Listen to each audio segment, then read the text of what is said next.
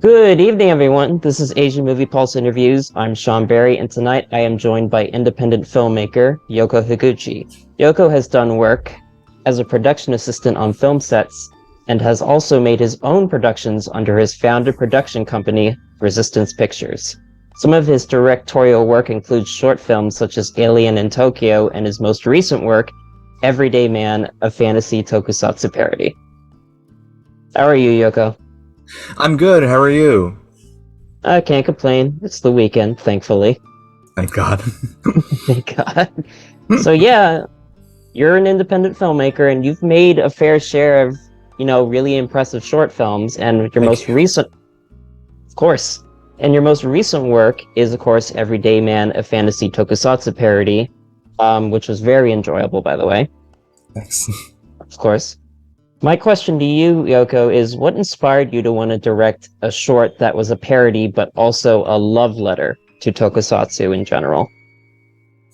Yeah, so I've always been a tokusatsu fan ever since I was a kid. Obviously Godzilla has always been a big influence on me, and subsequently Ultraman, Gamera, Kamen Rider, and so forth.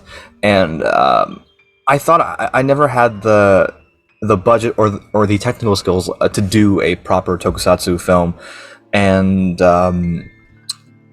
obviously I'm very inspired by Hideaki Anno, and he did his, very famous fan film for Ultraman, and he did also a Kamen Rider thing as well. So I took that as some inspiration to do a very low budget, kind of amateurish tokusatsu film, and my film partner Michael and I came up with a story for here in New York, and my friend Chester, who lives in Japan at the moment, he and I have done films before, and we wanted to do a new project when I was in Japan last year, and we really wanted to do this, and it was just my way of showing appreciation for the things that I really grew up with, and the things that I love and appreciate the most. And it was really fun to do a love letter to tokusatsu, but in a funny kind of way, but never poking fun at it, but kind of laughing along with it, and treating the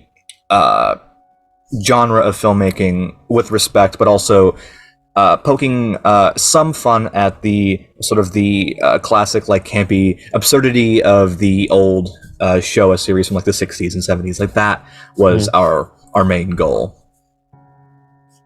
Terrific. And that's actually, I'm glad you brought that up because I've noticed in recent years that there's been a lot of a trend in like a lot of independent tokusatsu films where it's more kind of almost portraying a condescending parody format of the genre, like intentionally bad special effects or, Right. Lip sync dubbing that doesn't match the lips. But the difference is with this one is that, there is some of those, poking fun of elements of that 60s and 70s campiness, but there's also there's a lot of appreciation for it, especially with how it's shot and edited. Yeah. And beyond shows like Ultraman and Kamen Rider, were there other particular works that served as influence? I mean, I know you mentioned filmmaker Hideaki Anno just now. Yes, Hideaki Anno has always been an influence on my filmography, and I did lean into the Return of Ultraman and Kamen Rider fan films that he did, and also just his more iconic works like Evangelion, and how the shot composition and the editing and the font is entirely the Evangelion font that Anno is known for, and also just weird things like I rewatched Star Trek, just the original Star Trek in preparation for this as well, since it's also it was made in a similar time in the Western TV scope. So I was trying to figure out a way where I can really capture that 60s, early 70s feel of sci-fi television. So Star Trek was one, Ultra Q is another.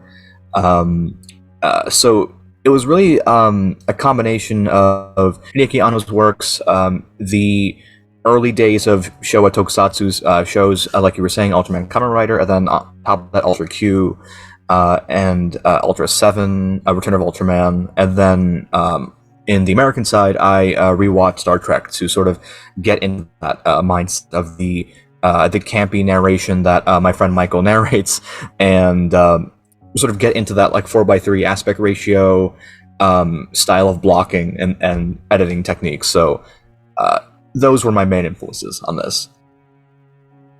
Alrighty. And I also like the fact that in that short film, you also take a very, relatable, but very, a very relatable type of plot line where it's someone, nervous in preparation for a date and dealing with their inner struggles. Mm-hmm. I guess my question is there a little bit of doing a film where you're going against, personal struggles? Is there something kind of comforting about that? Because, personal struggles, of course, are difficult to deal with. Mm-hmm.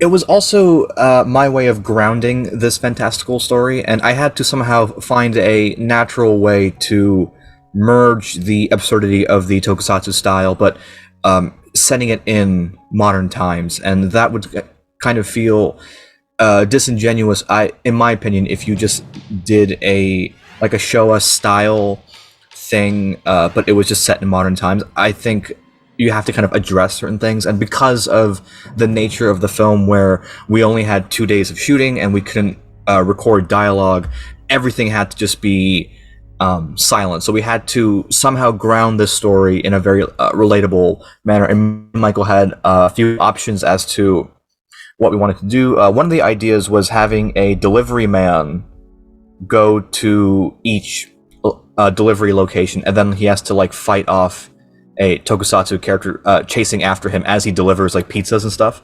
But we thought that that might cost a little too much money to get props and bicycles and stuff like that. So we scrapped that and we moved on to this idea where Michael suggested that it was a man who was just going on a date, and he had to procure these items, flour and some sweets to meet her, and the tokusatsu antagonist is a manifestation of his anxieties in the Anxiety Writer. So it was a fun way for us to just kind of easily talk about struggles of youth, just finding love, meeting somebody on either a dating app, or it could just be in person.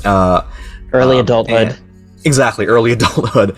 And then merge that very simple notion with the sort of wild and fantastical nature of the tokusatsu stuff. So it was a mix of the reality and fantasy kind of put together, and I think that was the best merging of the two.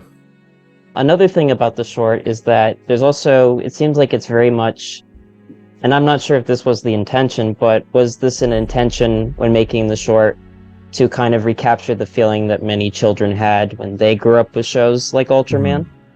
It definitely was. It was partially to showcase the glee of these shows and the delight that you feel after watching them, especially when you're a kid.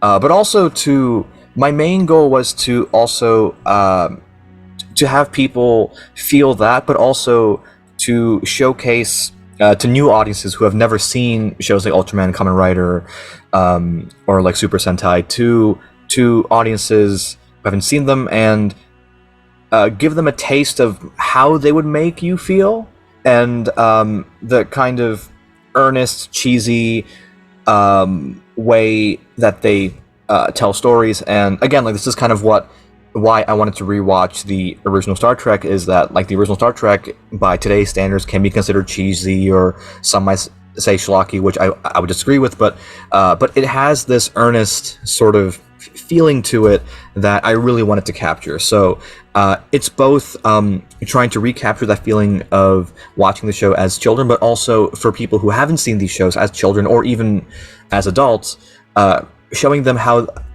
they are generally supposed to make you feel. Mm-hmm.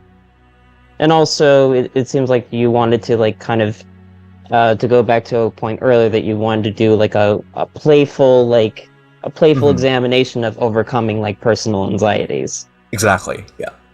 And would you be interested in doing any more tokusatsu shorts in the future that deal with a similar kind of direction that was portrayed in Everyday Man? Yeah, I would love to do some more tokusatsu stuff. Obviously, tokusatsu is such a difficult thing to tackle when you don't have a lot of money to spend on films, and if you're an independent filmmaker, you usually have no money. So we were only able to get away with it because it was a parody, and Anno did the same thing, where Anno was only able to get away with it because it's just him in a Ultraman jacket doing Ultraman poses and fights, and that would never work as a straightforward tokusatsu story. But It's a because fan it's film. a parody, it's a fan film, exactly, and because it's a parody, it's a fan film, and it's made with so much love and care. That's why we're able to accept that.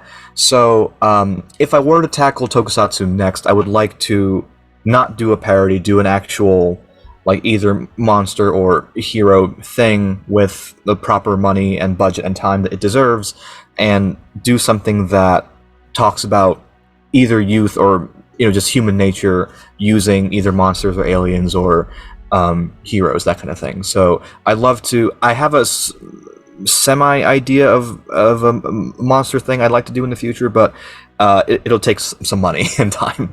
So I'm holding off for now, but I would definitely love to do some more stuff in this similar vein. Awesome. And I'd look forward to seeing that. Thank you. Of course. Now to transition a little bit, I mentioned earlier that you have been a production assistant before. You happen to be a production assistant for the film Shin Godzilla, directed by Hideaki Anno and Shinji Higuchi. And I guess my question to you is, what was that experience like for you? Especially, being a production assistant on, such a big budget Japanese film production. I can only really use one word, and it's I'm honored. I'm very, very honored to have been on that set and to have worked on it, and it was such a eye-opening experience. I was 20 years old at the time. It was 8 years ago, and Time flies. I know time flies. I still remember it so distinctly, but it was so long ago, which is insane. In 2 years, it'll be a decade, which is that's scary to think about. But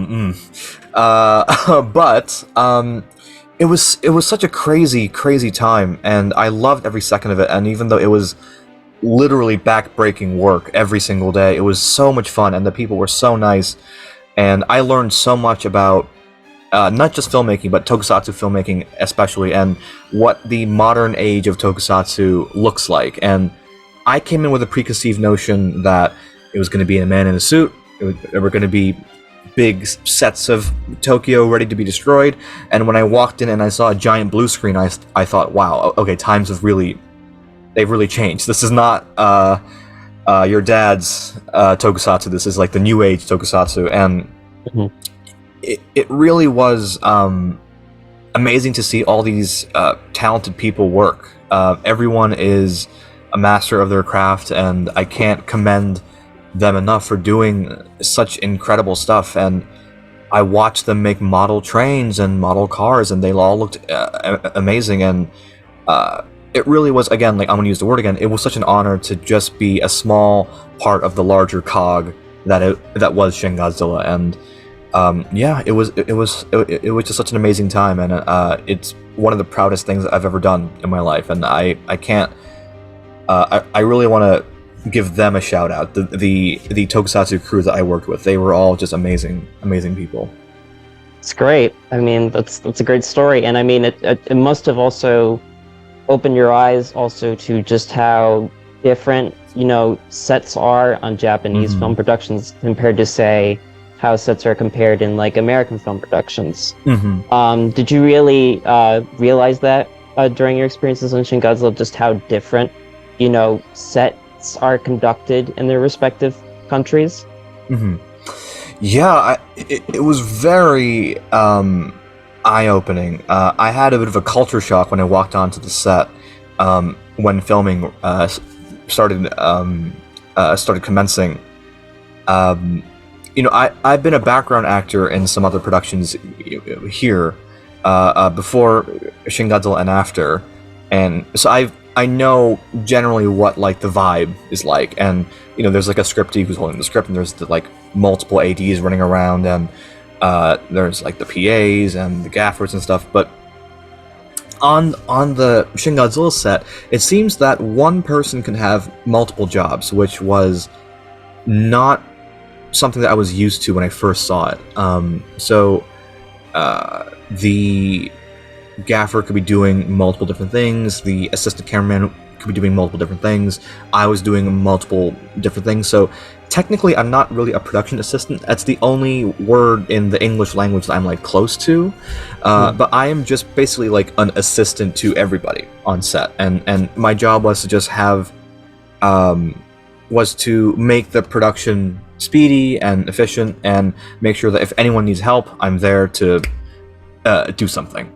So that was a very different experience from US sets, because in Hollywood, you have one person doing one role the whole time, and like if you're a scriptie, that's your entire role for the whole, like from start to finish.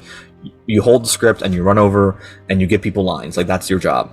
But in the Japanese production, because of the budget difference and the time difference, you kind of have to multitask. And in a way, it did help me in just in life, because it was a good like teacher in multitasking. But it was quite different from my preconceived notion of filmmaking sets in Hollywood. So definitely, it really was like an eye-opening experience. Yeah, it was like a complete 180 from how it is over here. So I was like, wow, okay, that's different. Cool, okay. So I had to kind of adjust myself. I mean, right? And hopefully, more set experiences in the future. Yeah, I hope so too. Now, of course, to go back to some of the points I made earlier, you are, of course, a filmmaker, and my question for you, Yoko, is what are some of the challenges for you as an independent filmmaker?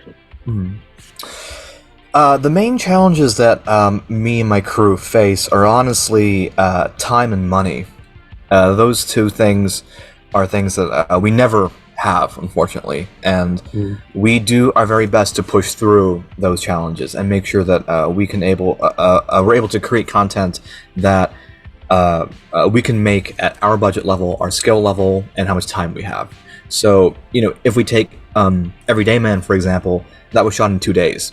So we didn't have time to do like elaborate, crazy things. So we had to really manage the day, make sure we're getting the stuff that we need, make sure all the props are set, and have a very clear idea of what's going on. So it's a lot of on the fly thinking.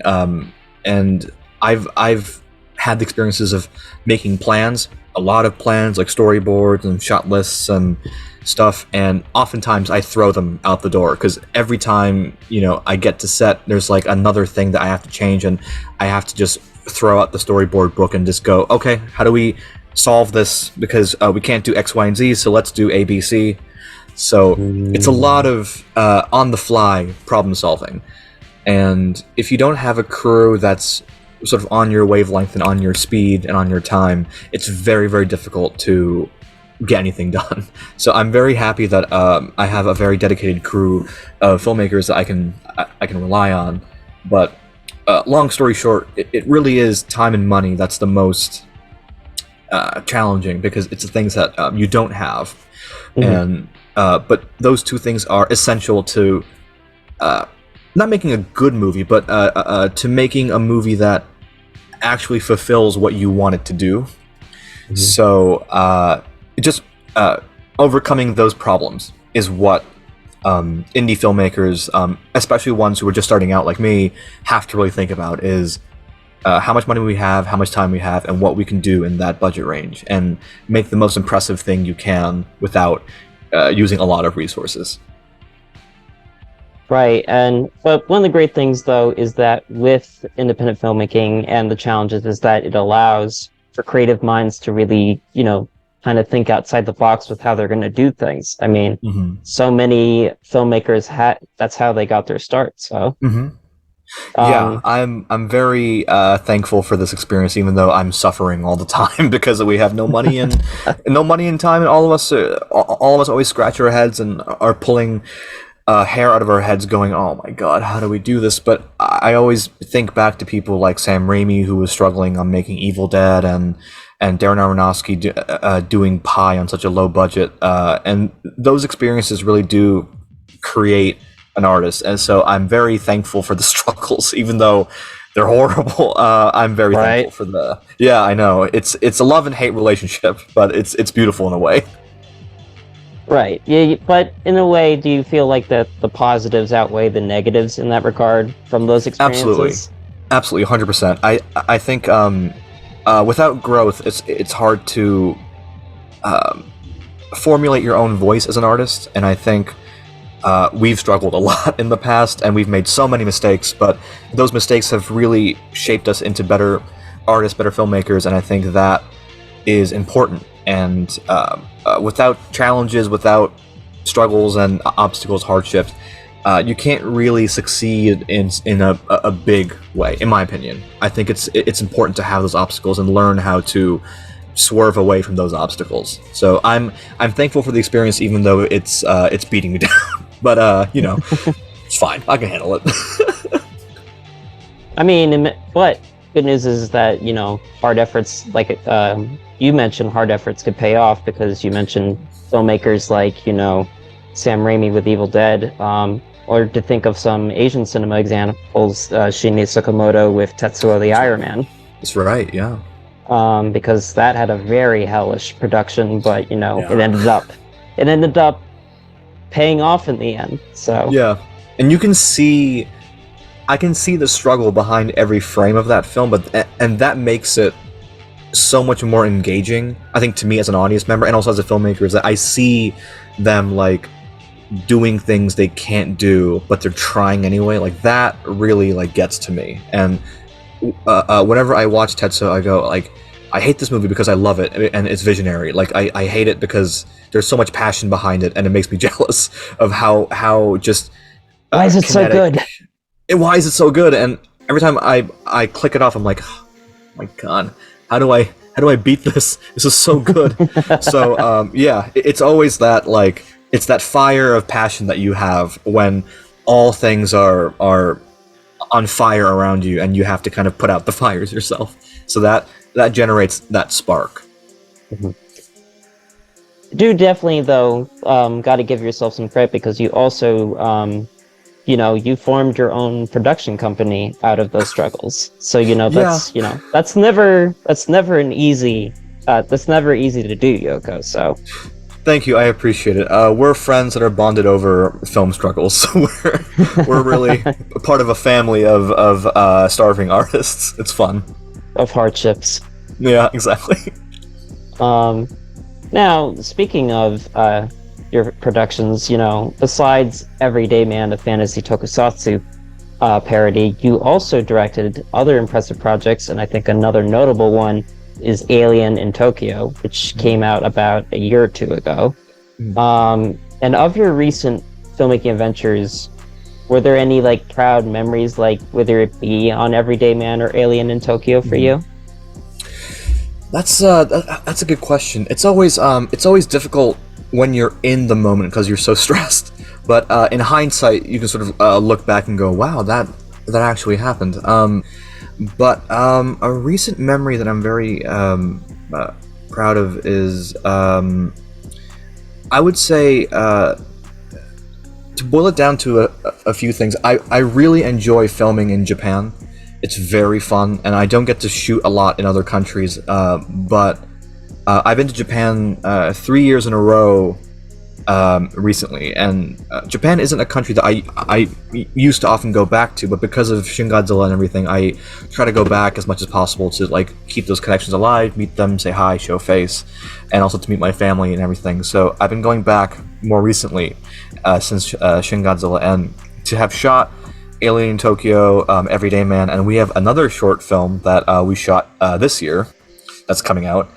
Those were all so fun, and they were so challenging, but they were so fun because we only had 1 day of shooting for Alien Tokyo. We had 2 days of shooting for One Everyday Man, day? and one One day. We day? had 1 day, and we had 1 day to shoot the current film that we shot this year in Japan. So we never have time because I'm on vacation. I'm there for like 2 weeks, and then I go back home. So we only have a certain amount of time to film and go. So that sort of spark kind of brought me back to my like high school days of shooting, because in high school we shot for like a day or two, and it was kind of like an in out sort of situation.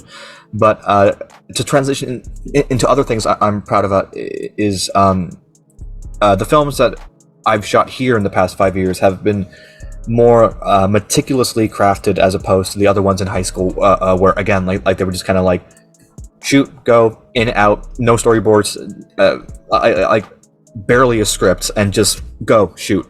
But we've been really honing in on our craft in these past few years, and it's been a privilege to sort of see my friends take up a higher mantle and do some bigger, more impressive things. And we shot 2 feature films, one of which unfortunately I was not able to be finished, but the second one coming up is in the works. And shooting that first feature film I'm very proud of it, although it was like life-threateningly stressful.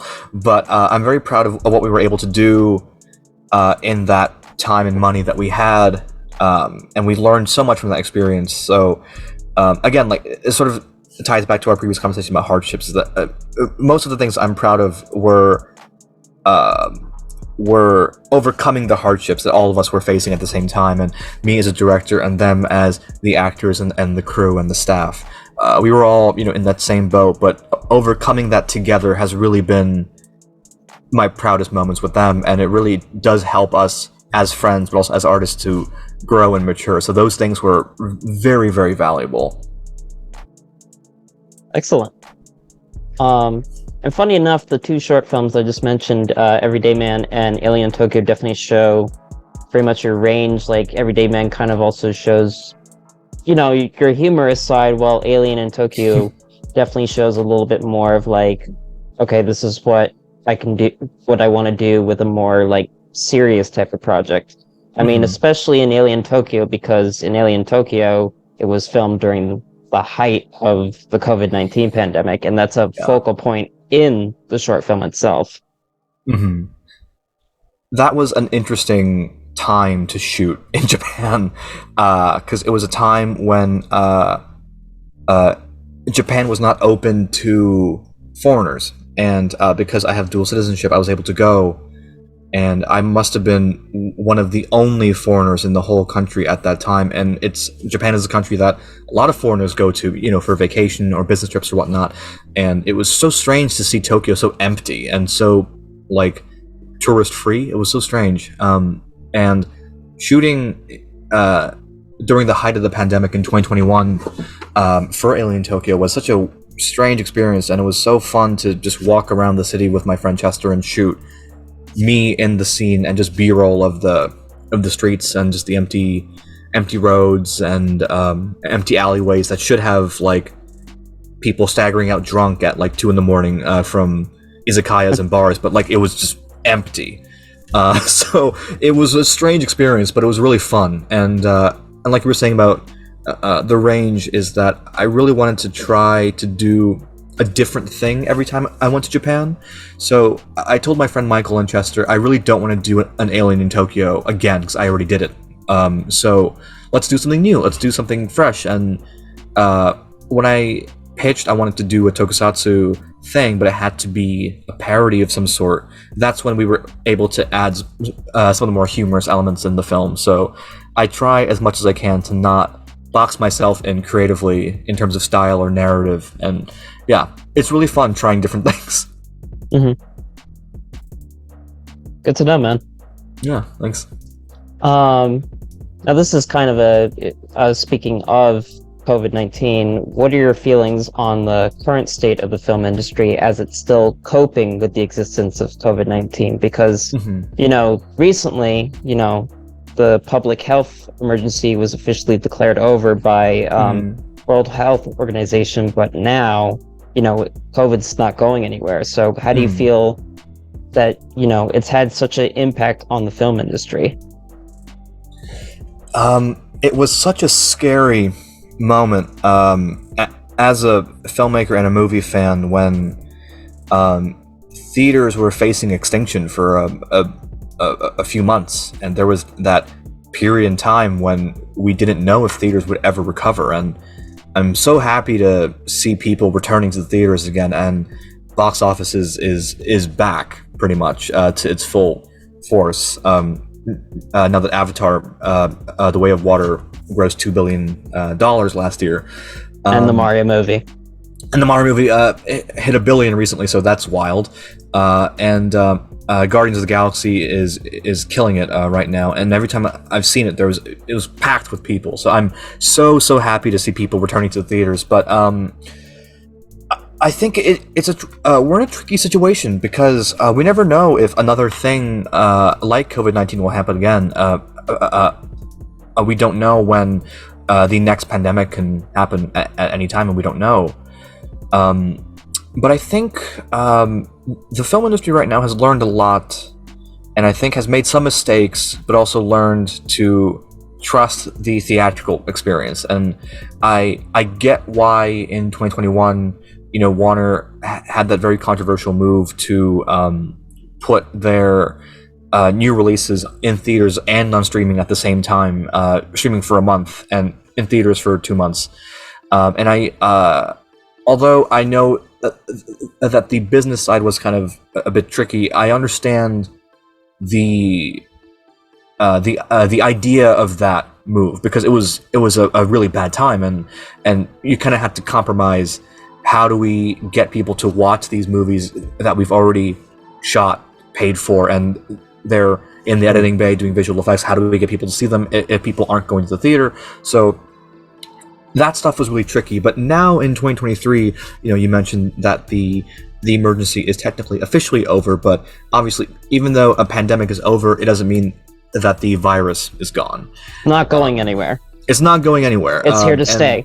It's here to stay. Just like any other, virus we've faced. The cold used to kill people, hundreds of years ago, like in the masses. But now, it's just a treatable thing. So, COVID is not going anywhere, even though the pandemic is done. But it's tricky because theaters are going to be affected either way if a new pandemic happens. But I think we're now looking in a way where theatrical releases still, I think, have a home, because once the pandemic was slowly dying down, people rushed back to the theater to escape this, harsh reality that we're facing, and that's why these big blockbusters like Top Gun and Avatar made so much money, because it was such a big escape. So I think the film industry is recovering well, but my question, which I honestly don't have an answer for, is how do we prepare for a future potential pandemic if it ever happens again? And God forbid, because I don't want to go through that again. Right. But it was so unfortunately, terrible. Unfortunately that is a reality. That another pandemic could come down the line. We just got to we have to be better prepared for it. Yeah. And and that goes across all industries, because all industries we're just blindsided by that, and movies especially, because unlike music or video games or other kinds of media, YouTube videos, there we go. Movies especially, you have to have that community experience, right, of being in a theater, being with people, and seeing it with an audience, and that is such an important part. So how do you manage that when you can't be with people? You have to be distant, and you have to be, masked up and everything. So it's a challenge, and I don't know the answer to that, but I hope that the industry going forward can come up with something, a contingency plan to save movie theaters, and so we don't have to do this thing that we did before, where we had to worry about the state of the theatrical experience, and for a time I really thought it was over. But I was so happy when they opened up, and in 2021, Godzilla vs. Kong really kicked off that like blockbuster season, and it made money. And at that moment, I thought, okay, theaters are back. Like, we're fine. We can escape this this dreading feeling of extinction. But yeah, I'm curious about how they want to prepare from here on out, and I hope they have something of a plan, because I really want theaters to live on, and I really want, you know, AMC or Regal and any especially the indie theaters, because they were the ones. Yeah, they were the ones in threat, and a lot of indie theaters in New York City closed during the pandemic, and it was really it was so sad to see that happen. So the point is, support theaters, local theaters, go to the movies safely, and yeah, that's sort of my thoughts. Buy those tickets. Yeah, exactly. Buy those tickets, and make sure that they stay alive and they're not in danger anymore. Right. And you've made it. You're very. You greatly value seeing movies in the theater. However, as a follow-up question, how do you feel that this is kind of almost a what do you say, devil's advocate type of way of portraying this issue? How do you now feel about the availability of streaming services that have helped for greater exposure to foreign films? Because you know that has definitely happened during, especially the height of the pandemic. Was, you know, streaming services definitely did in a way take off, especially with the availability of foreign cinema. So even with valuing, you know, the movie theater experience, how do you feel that the streaming services have now made foreign cinema and independent cinema more widely available? That's a very good question. So I have no qualms with streaming in terms of as a platform. I really have no qualms with it. Even though obviously my preferred viewing of a movie is in a dark theater with a giant screen, surround sound. That is the best way to watch a film, but obviously foreign films don't get the mass marketing, mass sort of release that other movies have, unfortunately. So streaming honestly is, I think, a really good way to showcase independent cinema and foreign cinema to audiences that may not have been exposed to them. And I know a lot of people got into RRR when it popped on Netflix, and it gained popularity, you know, since then. And after that, people rushed into the theater to then watch it again on the big screen. So I think it's a valuable thing to have streaming services push independent filmmaking and foreign cinema into the forefront. And I think that's when that is a great tool for cinephiles, general audiences, filmmakers to be exposed to a lot of things. And obviously during the pandemic, I was watching hundreds of movies and shows on streaming, and I love streaming. I use it all, like, pretty much every day. I stream something on Netflix or HBO Max or Disney Plus or Hulu. So I am not a anti-streaming person. I definitely see the value in streaming and how it can help filmmakers get their films to a wider audience, and I think it's a great opportunity. And obviously, as somebody like me, streaming services are a great tool because they're hungry for more filmmakers and more stories, and it's very valuable for somebody like me who wants to get into the industry. So I'm very much supporting of their efforts. But obviously, again, the theatrical experience will never be replaced by streaming. I think they both have a place in the industry and how we view movies and shows, and they're separate experiences. Like, one, you sit in the comfort of your own home, watch it with yourself, your family, your friends, and you can enjoy something. But the theatrical experience is really seeing the movie the way the director intended for you to see it, is in a giant screen, darkly lit, with people around you, and you can hear their reactions, you can enjoy the movie with them, and that is what I think all filmmakers want out of their projects. I mean, I can't speak for everyone, but I assume that's what they want. But especially for foreign cinema. Like I know Parasite just popped up on HBO Max recently, so I think a lot of people are seeing it there, and so I love the idea of bringing foreign films on streaming so that people can see them, because those films are hard to find if you're not like a cinephile. If you're not actively searching for them, it's not a thing that's easily attainable. And if you go to your local theater and you're not in a place where they have like a indie or foreign film cinema theater, you're not going to find movies like RRR or Parasite sometimes. And those two movies are like widely shown, and still like it's hard to find them sometimes.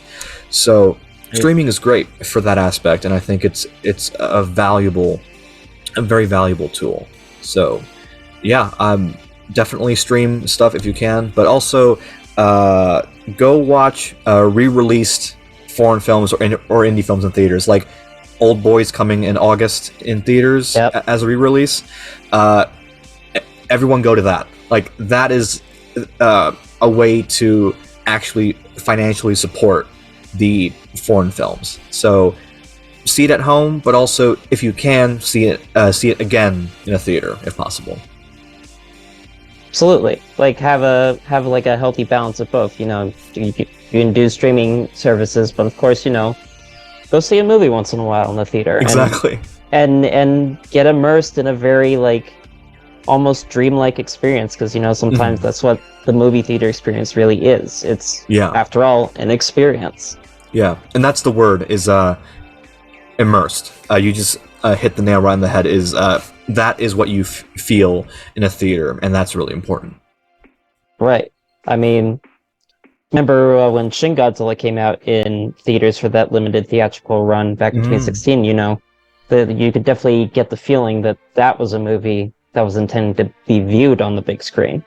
Mm-hmm. And you heard the gasps of the audience and even the laughs, and I think that just makes it so much more enjoyable as opposed to sitting in your home alone at like 7 p.m. or something, and you just pop it on, and the idea of like turning it off whenever sort of aggravates me. Like I like watching a movie like from start to finish, like especially if it's a new movie that I haven't seen before. Like I will watch it from start to finish. No, like try not to pause if I can help it. So again, like the immersive experience of like not being able to pause or skip or stop the movie and just surrendering yourself to the experience is really, really important, and I hope that never goes away, because that's such a valuable, like almost religious experience if you're a movie person. Like the movie theater is my church. Like it really is the place that I go to all the time, and it's the place that I feel very happy, and no matter what I end up seeing, I'm just I walk out feeling that the trip to the theaters was worth it. Excellent. That's actually a great way of putting it, is that, in the end, it was worth it. It was worth putting the money down, and it was worth, again, being immersed in such a unique way of presentation. Exactly. It's like, the same reason why so many folks still love going to see stage shows or Broadway plays. It's not like I mean, of course, you can still experience it on streaming services and appreciate it for what it is, but still the theater experience, there's something very, how do you say, special about it. It's unique. It's a very specific experience that you can only get in a theater. And sometimes when you watch a thing in theaters and then you watch it again at home, the impact of it is not as strong as how you felt in the theater watching with an audience. And like, when you watch movies that people cheer in, that really makes you enjoy it so much more, and you feel like you're part of a big family just watching it in a dark room with people just surrounding you. That experience is something that I really don't want to go away. And I know some people were very like anti-streaming because it was taking away from that experience, but I don't view streaming that way, because I always viewed it as a complementary sort of like addition to the film experience, right? Yeah, exactly. It's you can't have one without the other, and if you just had streaming, it's lonely. If you just had theatrical movies, it's lonely. You have to have both. Best of both worlds. best of both worlds, exactly. So the message from both of us is go to the theater, but also watch stuff on streaming. Yeah, and I don't think, especially now, I don't think movie theaters are in danger. I think movie No, theaters yeah. now, I think they're going to continue thriving. And, if anything, just like streaming services, movie theaters, especially like Lemley theaters, for example, are going to help with further exposure to a lot of independent films or foreign cinema. So I think that I'm with you there that movie theaters are going to be okay. Yeah, I think we're in a safe space, thank God. Safe space, yeah. Yeah. We're now in a sanctuary state. Yeah, exactly. We're okay. We're okay. Well, Yoko, it's been a pleasure having you on Asian Movie Pulse Interviews. Thank you for taking the time to do this interview. Thank you for having me. I really appreciate this conversation. Thank you so much. Yeah, of course. Before we wrap things up, are there any upcoming projects that you would like to promote? Yes. I am working on my feature film right now called Citizen Khan. I'm neck deep in post production right now. And just to briefly talk about it, it's a feature film that's sort of based on my experiences making Last Session, which was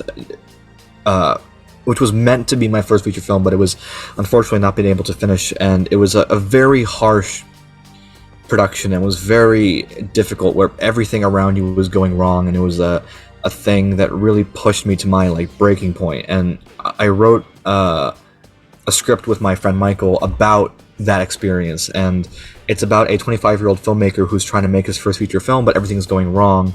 And while he's making the film, he has these conversations with a imaginary Orson Welles who he imagines in his brain. And why he thinks about Orson Welles is because Orson Welles is his favorite filmmaker, but also because Orson Welles was 25 when he made his first feature film, Citizen Kane. Hence why the movie's called Citizen Khan. Mm-hmm. So that is in the works at the moment. We're very close to getting it locked. I'm doing the visual effects right now because Michael, who is playing Orson Welles, is in black and white. So I have to rotoscope his body for every frame of film that he's in. So that's a challenge. And the whole film was shot in one take. It is a one-take, 90-minute film, no hidden cuts.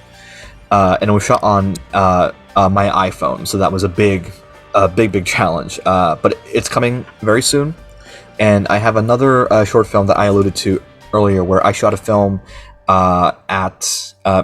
in Japan this year, and it's a short film. It's called Synthetic Love, and it's just to briefly talk about it. It's about a young man who has a female robot, as a sort of dating advisor, and it's set in the future. It's set in a near future where Japan had to create a program with the government to bump up population. So they have these robots to help young people adjust to dating.